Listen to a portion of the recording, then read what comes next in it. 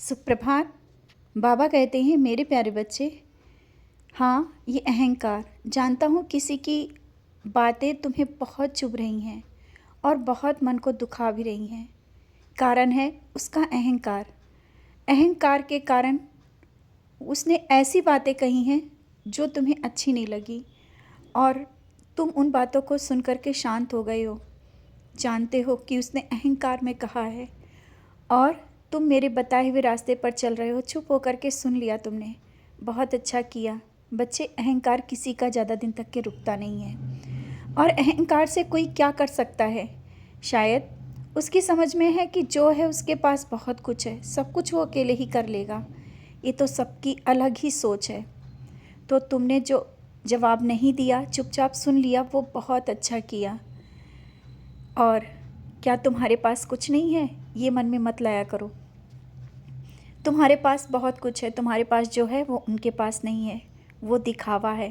तुम्हारे अंदर जो है, जो तुम्हारे पास है, वो दिखावा नहीं है और दिखावा ज़्यादा दिन तक के नहीं चलता है।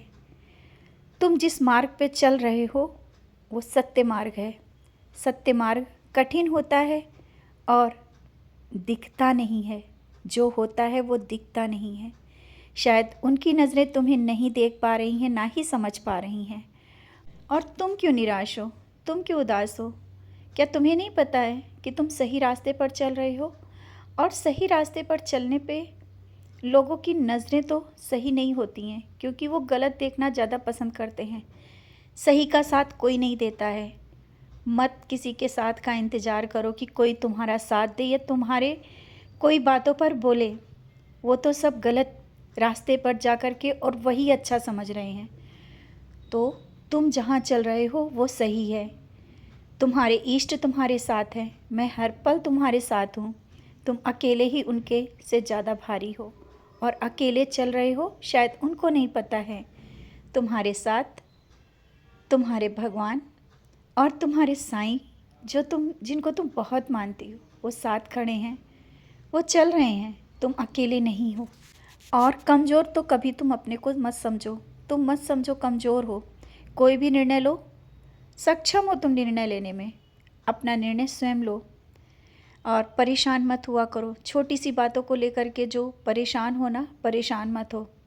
जीवन में संघर्ष लगे हैं, आगे भी बहुत सी चीज़ें ऐसी होती रहेंगी। लेकिन जब तुम उदास होगे और तुम्हारे विचार नकारात्मक होंगे तो हो सकता है कि मन में परेशानियां बढ़ती जाएं।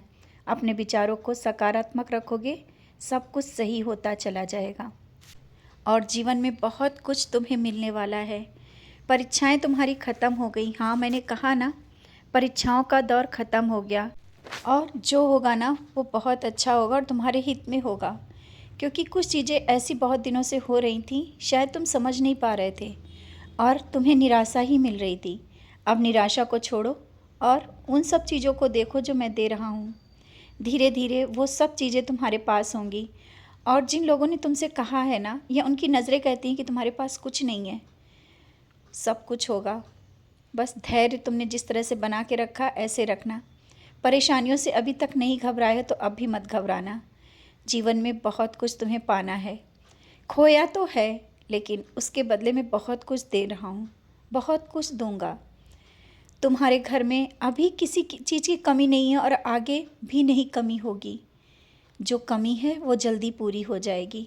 बच्चों के लिए चिंता मत करो। बच्चों के लिए चिंता करने के लिए मैं बैठा हूँ। और ये तुम सोच रहे हो कि बच्चों के लिए क्या होगा, उनकी शिक्षा का क्या होगा, वो जहाँ पर रह रहे हैं वो कैसे होंगे, ये चिंताएं अपने मन से निकाल दो। और हो सकता है कि नौकरी के लिए जो तुम इतने दिन से अर्जी लगा रहे हो, वो अब उसका समय आ गया है। खुश हो जाओ। बहुत तुमने सब्र किया, बहुत सबूरी किया, लेकिन तुमने किसी से कहा नहीं। आज मैं कह रहा हूँ, तुमने जिस तरह से सबूरी रखी उसका फल अब आ रहा है।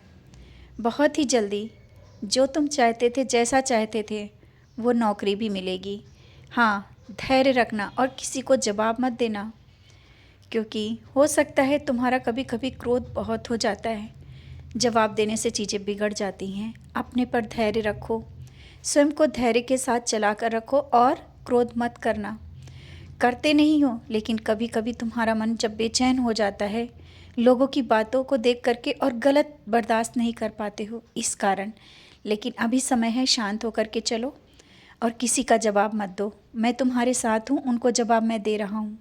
धीरे धीरे सब सही हो जाएगा, सब चीज़ें सही हों और जो सोचा है ना उससे बेहतर, बहुत ही बेहतर वो सब कुछ मिलेगा। जीवन में तुम्हारे खुशियाँ ही खुशियाँ होंगी। तुम्हारे हर एक सपने मैं पूरा करूँगा। हाँ, घर में कुछ अव्यवस्थित है उसे व्यवस्थित करो, क्योंकि तुम्हारी जो बेचैनी के कारण घर का काम समय पर नहीं कर रहे हो। लोगों की बातों पे भी ध्यान मत दो और स्वयं का ध्यान रखो। सब चीज़ें व्यवस्थित रखो, सब सही होगा। खुश रहा करो और मुस्कुराते रहा करो। मैं बैठा हूँ, तुम्हारी हर एक